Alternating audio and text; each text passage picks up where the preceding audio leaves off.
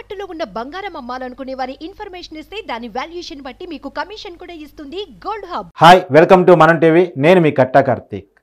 కాంగ్రెస్లోకి Mallareddy, Medchal BRS MLA మాజీ మంత్రి మల్లారెడ్డి కాంగ్రెస్లోకి వెళ్ళబోతున్నారు. ఈరోజు కాంగ్రెస్ కీలకమైన నాయకుడు, రాష్ట్రానికి one of the in charge Karnataka deputy CM DK శివకుమార్తో ఢిల్లీలో భేటీ అయ్యారు. ప్రియాంక గాంధీ అపాయింట్మెంట్ కోసం మల్లారెడ్డి అడుగుతూ ఉన్నారు. ప్రియాంక గాంధీ అపాయింట్మెంట్ కనుక దొరికితే రేపే కాంగ్రెస్ పార్టీలోకి ఆయన, మల్కాజ్గిరి బీఆర్ఎస్ ఎమ్మెల్యే మరి రాజశేఖర్ అంటే మల్లారెడ్డి అల్లుడు, వీళ్ళిద్దరూ కలిసి కాంగ్రెస్ పార్టీలో చేరే అవకాశం కనపడుతూ ఉంది.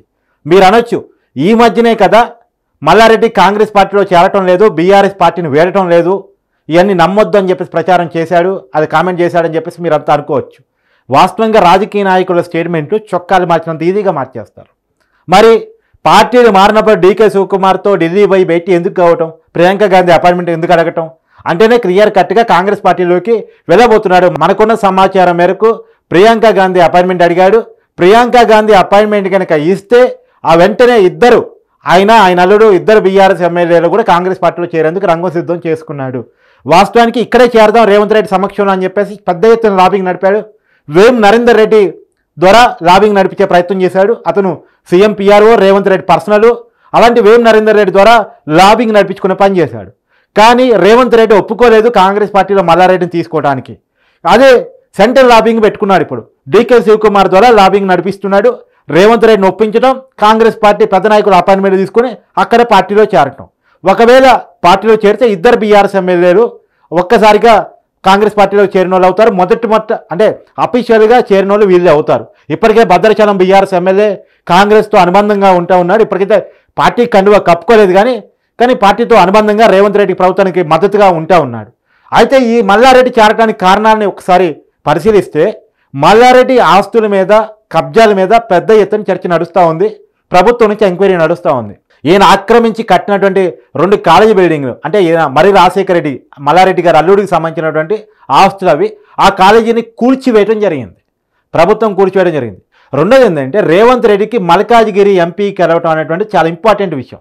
ఎందుకంటే ఆయన సిట్టింగ్ ఎంపీ, ఇప్పుడు ఎమ్మెల్యేగా ముఖ్యమంత్రి అయ్యారు కాబట్టి ఎంపీ పదవికి రాజీనామా చేశాడు. కానీ ఆయన మొన్నటి వరకు మల్కాజ్గిరి ఎంపీ. ఆ సిట్టింగ్ స్థానాన్ని నిలబెట్టుకోవటం, రేవంత్ రెడ్డి స్థానంలో కాంగ్రెస్ పార్టీని గెలిపించడం అనేటువంటిది రేవంత్ రెడ్డికి చాలా అవసరమైన, ప్రాధాన్యమైన అంశం. నిజానికి మల్లారెడ్డి కొడుకు బీఆర్ఎస్ పార్టీ నుంచి ఎంపీగా పోటీ చేయాల్సింది. టాక్స్ అయిపోయాయి, పోటీ చేయడానికి రంగం సిద్ధం చేసుకున్నాడు. కానీ ఎప్పుడైతే రేవంత్ రెడ్డి ఈ అక్రమ కట్టడాల మీద దృష్టి పెట్టాడో మల్లారెడ్డికి సీన్ అర్థమైపోయింది. కాబట్టి వెంటనే మల్లారెడ్డి మాట మార్చి నా కొడుకు ఎన్నికల్లో పోటీ చేయట్లేదు, మేము ఎన్నికల్లో పోటీ చేయమని చెప్పేశాడు. ఇప్పటికే వాళ్ళ కుటుంబం నుంచి 2 పోస్టులు ఉన్నాయి. మల్కాజ్గిరి ఎమ్మెల్యేగా మరి రాజశేఖర రెడ్డి అనే మల్లారెడ్డి అల్లుడు ఉన్నాడు. ఈయన మల్లారెడ్డి కూడా మేడ్చల్ ఎమ్మెల్యేగా ఉన్నాడు. వాళ్ళ కుటుంబం నుంచి 2 ఎమ్మెల్యే పోస్టులు ఉన్నప్పుడు కూడా ఇంకో ఎంపీ పోస్ట్ కోసం అంటే డబ్బులు పెట్టగలిగిన వాళ్ళు కదా, 50 కోట్లు ఇచ్చి బీఆర్ఎస్లో చేరి మంత్రి పదవి పొందానని చెప్పేసి ఆయన చెప్పుకున్నటువంటి వ్యక్తి మల్లారెడ్డి రాజకీయ ప్రస్థానాన్ని జాగ్రత్తగా గమనిస్తే ఇతను ఫస్ట్ టీడీపీ పార్టీ నుంచి ఎంపీగా ఎన్నికైన వ్యక్తి. తర్వాత బీఆర్ఎస్ పార్టీలో చేరాడు. బీఆర్ఎస్ పార్టీలో చేరి మొన్న 2019 ఎన్నికల్లో మేడ్చల్ నుంచి ఎమ్మెల్యేగా పోటీ చేసి గెలిచి మంత్రి అయ్యాడు. కాబట్టి ఇతను ఆల్రెడీ 2 పార్టీలు మార్చినోడే, అంటే తెలుగుదేశం నుంచి బీఆర్ఎస్కి వచ్చినోడే. ఇప్పుడు బీఆర్ఎస్ నుంచి ఆల్రెడీ పార్టీ ఒకసారి మారినోడికి 2సారి మారడానికి ఏముంది? రాజకీయ సిద్ధాంతాలతో సంబంధం లేని వ్యక్తి, కేవలం డబ్బులు, లాబింగ్ల ఆధారంగా, అంటే వ్యాపారం ఆధారంగా రాజకీయం చేసే వ్యక్తి, వ్యాపారం రాజకీయం వేరు కాదని భావించే వ్యక్తి, డబ్బుల ద్వారా పదవులు పొందే వ్యక్తి మల్లారెడ్డి. ఎందుకంటే ఈయనే స్వయంగా ఒప్పుకున్నది 50 కోట్లు ఇచ్చి నేను మంత్రి పదవి కొనుక్కున్నాను అని. కాబట్టి మల్లారెడ్డిని క్లియర్గా గమనిస్తే ఆయన వ్యాపారవేత్త కమ్ రాజకీయవేత్త, ఈ రెండింటిని కళ్ళగలిపి నడిపిస్తున్నటువంటి వ్యక్తిత్వం ఉన్న మనిషి అని చెప్పుకోవాలి. ఇప్పుడు రేవంత్ రెడ్డి కోసం చాలా ప్రయత్నాలు చేశాడు, రాజీ కోసం, కాంగ్రెస్లో చేరటం కోసం. ఈ మధ్యకాలంలో చాలా స్టేట్మెంట్లు కూడా ఇచ్చాడు.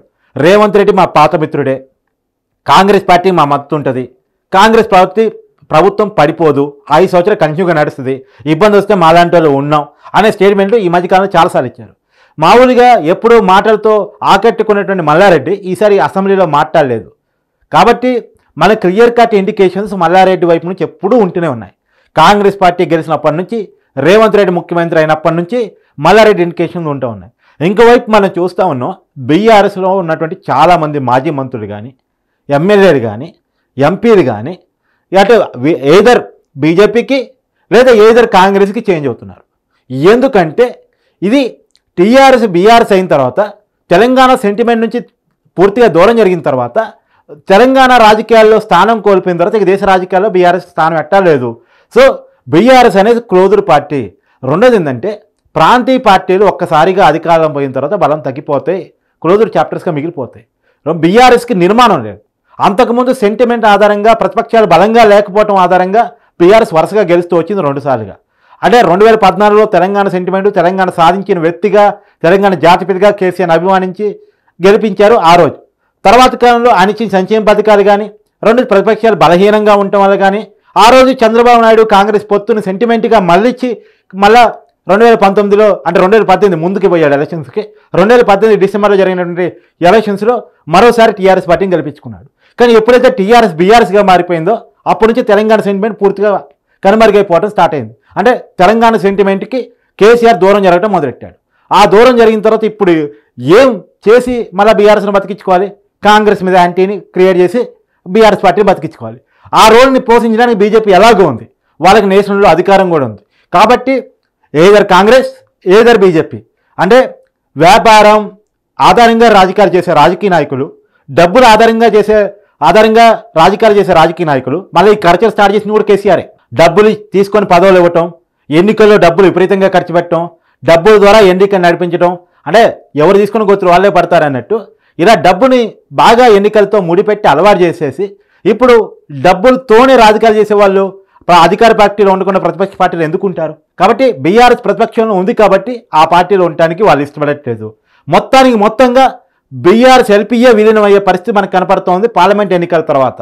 ఇప్పుడు బలవంతంగా మేము కాంగ్రెస్ పార్టీలో చేరుతాం అని చెప్పేసి మల్లారెడ్డి లాంటి వారు అంటే వాళ్ళ ఆస్తులు కాపాడుకోవడానికి కానీ వాళ్ళ అవసరాలు కాపాడుకోవడానికి కానీ దీనికి జరుగుతున్నట్టు మనకు అర్థమవుతూ ఉంది.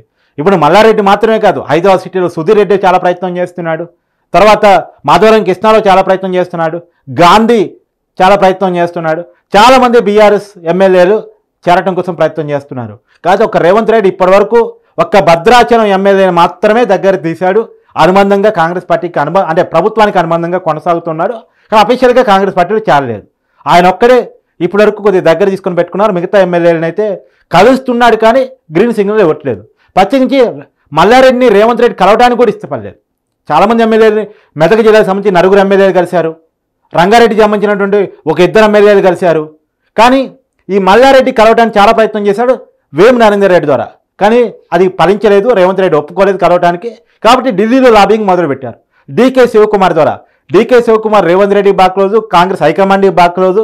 కాబట్టి డీకే శివకుమార్ ద్వారా ఒక రాజీ మార్గాన్ని ప్రయత్నం చేస్తున్నాడు.